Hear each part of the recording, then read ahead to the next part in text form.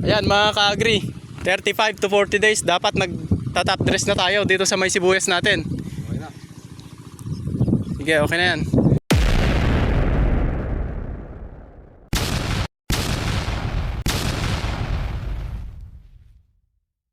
Ayan mga ka-agri, ang itinatop dress natin triple 14, ayan o. Triple 14, pwede rin naman 16-20, triple 16 mga ka-agri ng Yara. Para yung triple 14 kasi 14% na nitrogen. Para na sa ganun, masuportahan niya pa rin yung berding dahon. Tapos, yung lusog ng dahon, masuportahan niya pa rin. Yung 14% naman ng phosphorus, para naman tumaba yung puno niya. Ito, mas tumaba pa yung ganitong puno niya. Ayan, yung puno na yan, mas tumaba pa. Kasi meron siyang phosphorus. Yung potassium naman mga ka-agri, dahil 35 to 40 days, harapin niya na yung paglalaman. Maglalaman na yan.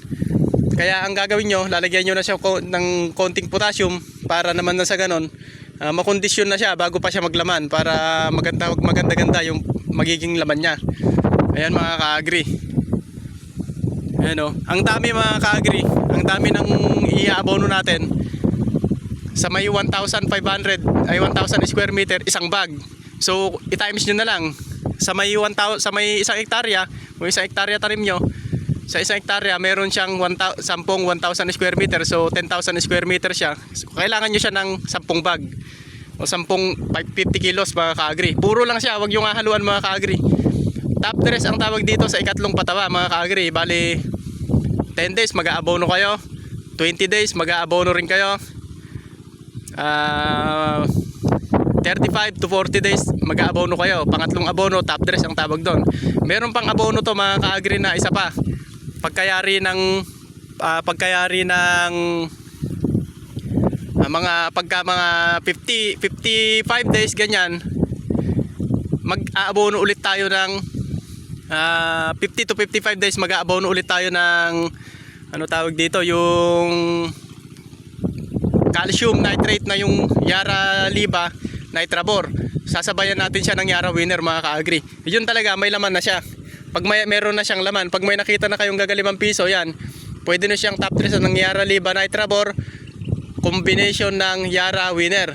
Pwede nyo rin naman mga ka-agri na ipuro yung 17017, yung top dress 17017. May makikita kanyan mga ka-agri.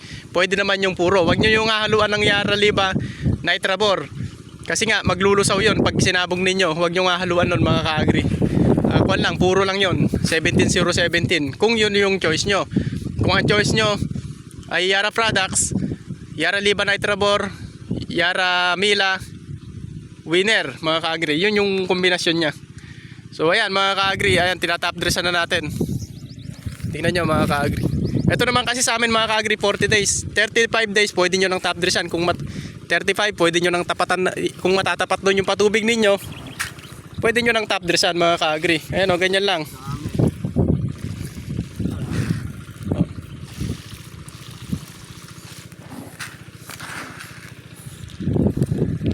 Sabugan natin ng abono mga ka-agri.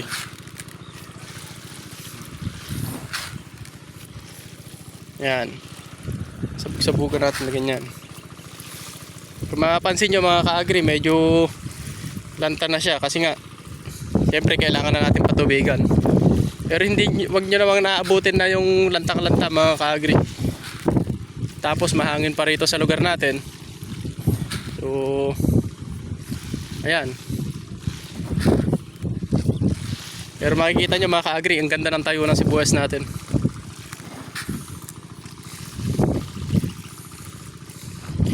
Pagkayari dito mga ka-agri, mamayang hapon o mamayang gabi, mag-i-spray na dapat tayo ng fungicide.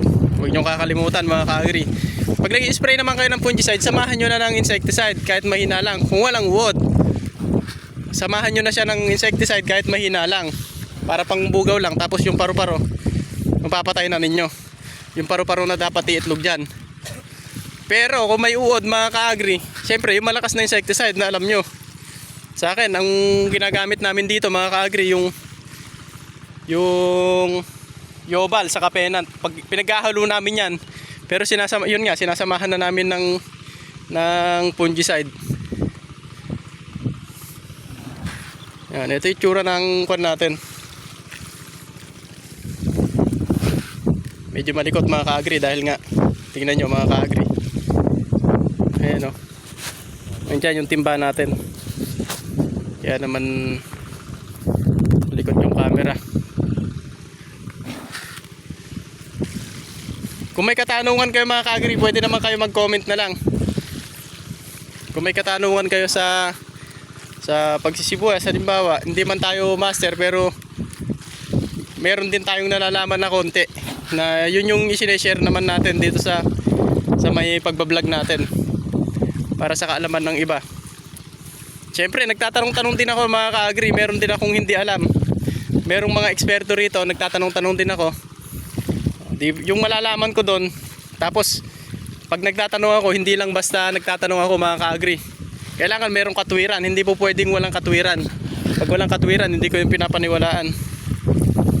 Kaya ayan, sineshare ko na sa inyo.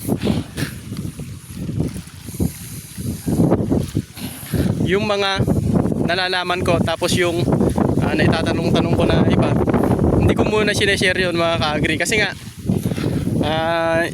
sinusubukan ko muna yun, hindi po pwedeng i-share yun yung mga tinatanong ko sa iba.